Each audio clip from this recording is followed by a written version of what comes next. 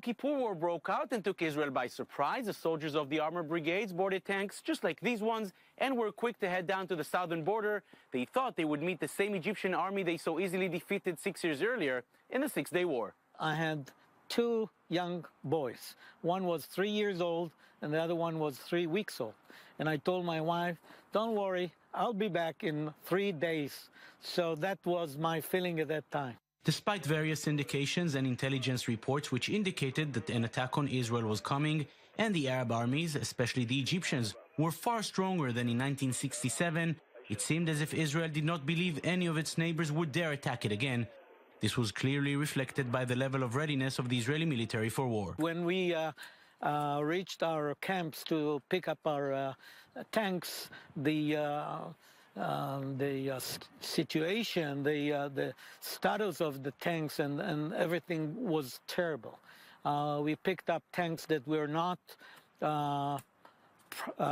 appropriate to go to war. These tanks, currently located at the Armored Corps Memorial Site Museum, carried Jonathan Adareth, along with his commander and their soldiers, to the battlefield in Sinai.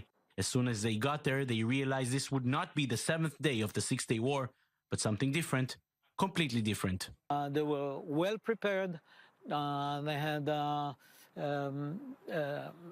equipment which was far better than ours in many respects. Whenever we met them on the first few days, we realized that they were fighting and fighting fiercely, and we had losses, which was not what we expected when I left home. The Egyptian army crossed the Suez Canal into Israeli-controlled area on the first day of the war and was able to keep some of that area until the war ended 19 days later. During this time, they were able to inflict great losses to the Israeli forces, giving the IDF at times a feeling it has never felt before, that of defeat. Only after an immense effort from the Israeli army and after losing nearly 2,500 soldiers was the IDF able to turn things around, ending the war with a military win, but with a country reeling.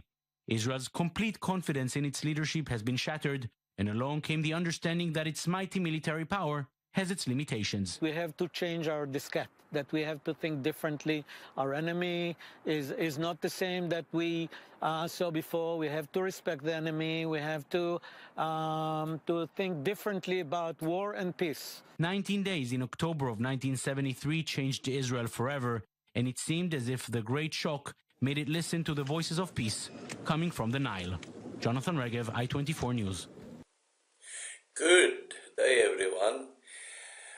Tonight starts the most important feast, and that is for Israel, Yom Kippur, Feast of Atonement, the day when the high priest in the past went into the Holy of Holies once a year and offer the animal sacrifice, apply the blood upon the altar, and that is just after the 40-day fast that we did from from the end of August towards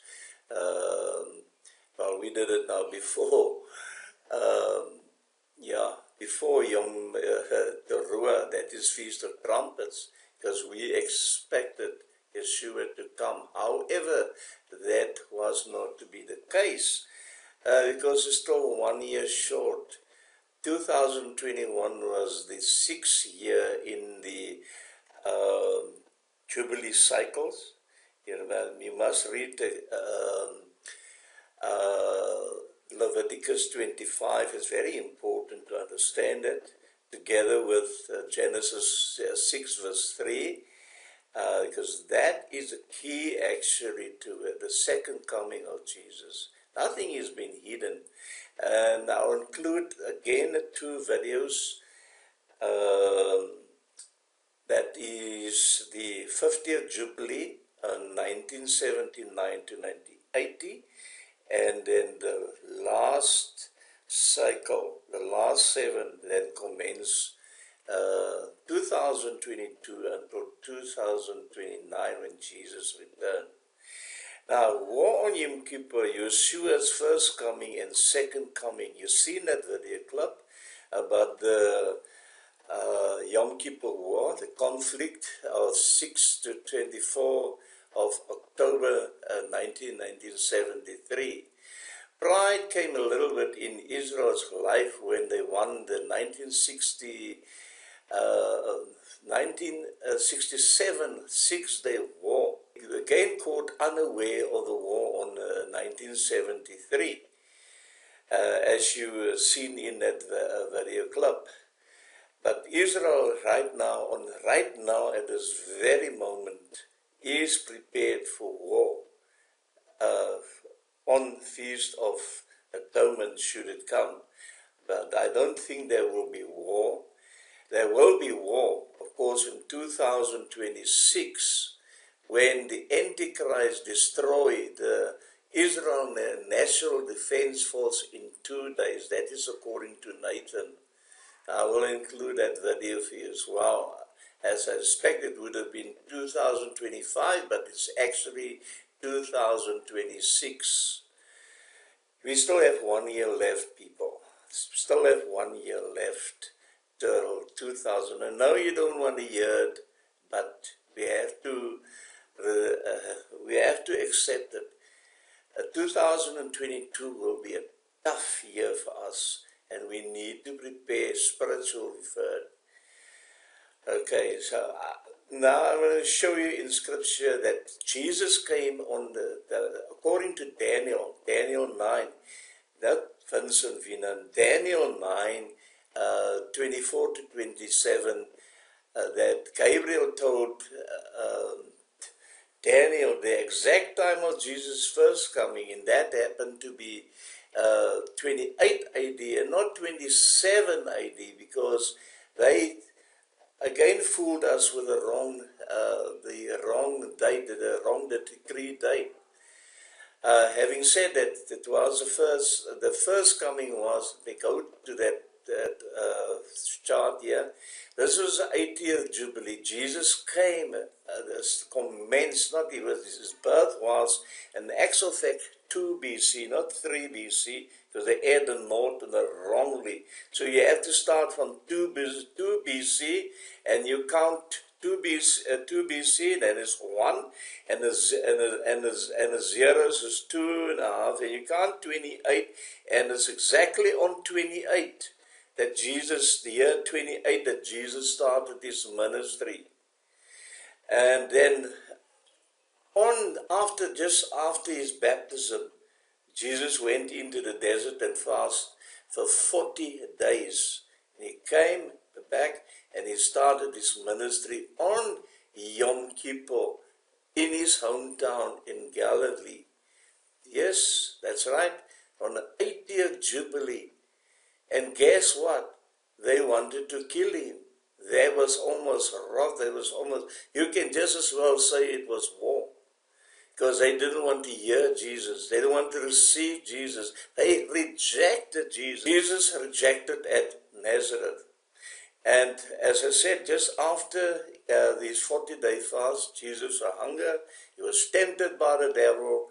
And on the day of Feast of Atonement, you read Leviticus 25, the procedure for a Jubilee year.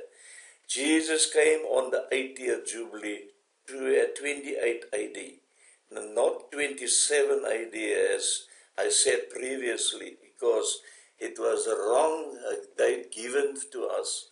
And he came to the Nazareth where he had been brought up. And that is, of course, is Lazarus in Galilee. That will be in Galilee, of course, up and his customers. And he went into the synagogue on a Sabbath day. Tonight is the 17th. The 17th of October to the 18th of October is a Sabbath day. And it was a Sabbath day, and stood up and he read. And they would deliver the book of Isaiah to him. Isaiah 61 was read. That's what he read.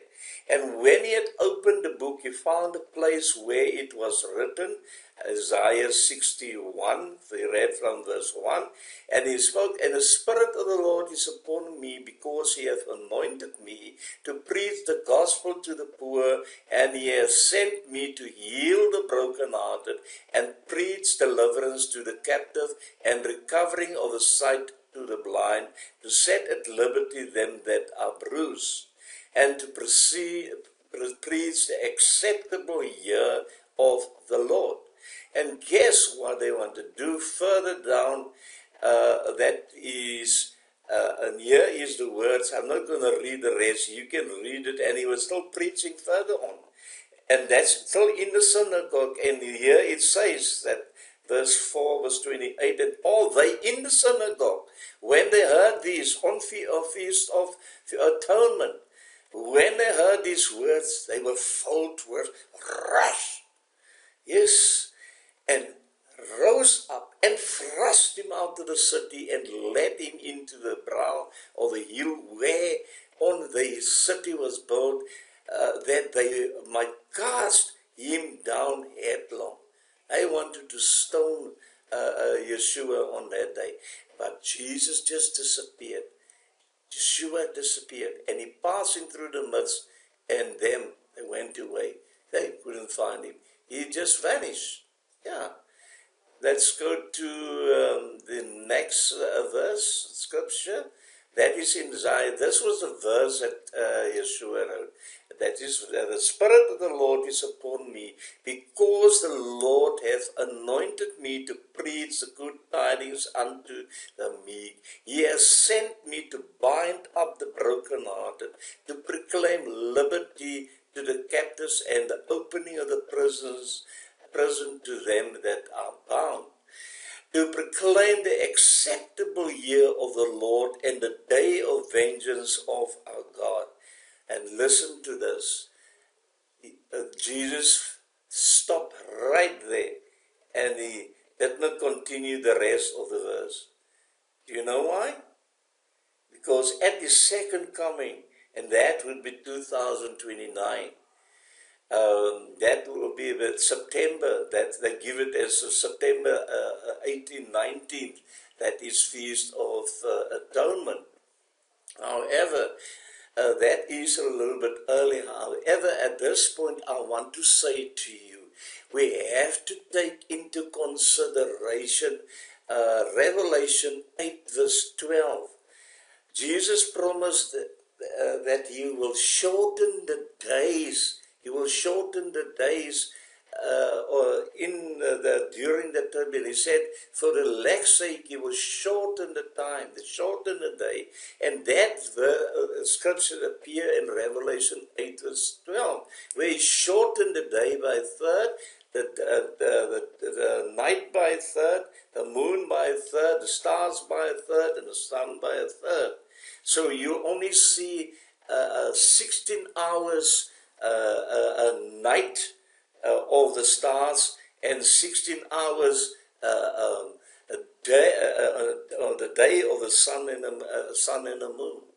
That is what you will see, and he will shorten that time. And I worked it out. That during that, it started towards not in the first year, in the second year.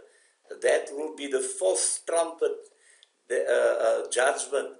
And that appears to be, say, this is start 2022, so 23 will pass. That will happen in 2025, not 25, 24, 2024. That will occur when Yeshua shortened the day by from 24 hours to 16 hours a day. He shortened the day by 8 hours.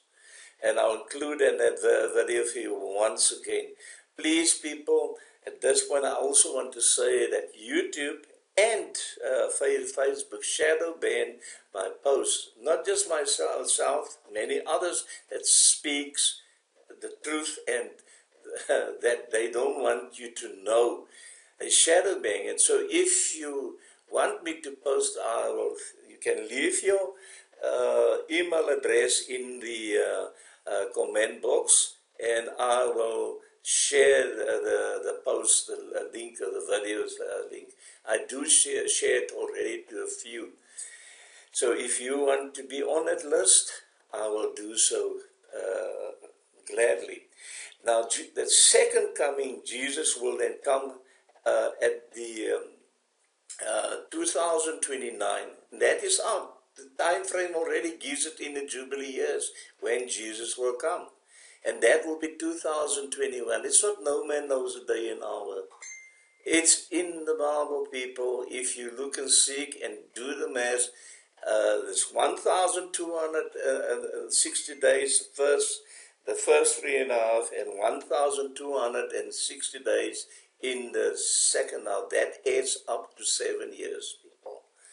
Of course, the day will be shortened, and that will be 2000. The midpoint is 2026, when the Antichrist will defeat, as that young man said. Nathan, he's not young anymore. That was 2015, is already 6 years ago. So he is now approximately 21 years that it occurred.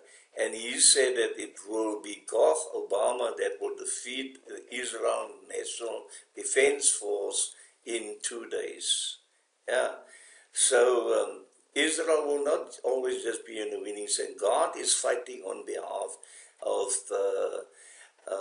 Israel. And there were many miracles that happened in those wars, the 6-day war, and also in the 73-day war, the Yom Kippur War. There were many miracles that took place. I would like to share that videos with you, but I do not know about YouTube. They may again strike me for sharing not my own videos. That was the first coming of Jesus on the 80th Jubilee, and 2029-30 will then be the final Jubilee. I'll include that videos for your viewing. Please do subscribe, and please do share this video. Much blessings to you, and enjoy your Feast of Atonement. I'm going to start a fast for tonight. I did mention it in the last video. And it's all up to what you want to do. But I'm going to fast on that day, starting from tonight and ending it tomorrow evening. God bless you, each and every one.